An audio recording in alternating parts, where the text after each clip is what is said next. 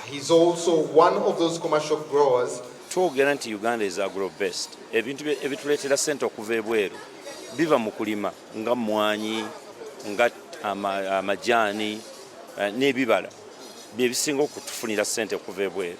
Naye kye tuteekamu kikyali kitono.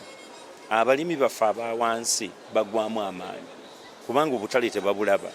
Omulimi agenda n'alima kasooli n'asuubira nti bbeeyi ejja kulinnya olw'ebbeeyi lwegwa kubanga waliwo ebitalina bakutereera. Naye nze nzikiriza nti abalimi ffe ffennyini tulina okwekolamu omulimu.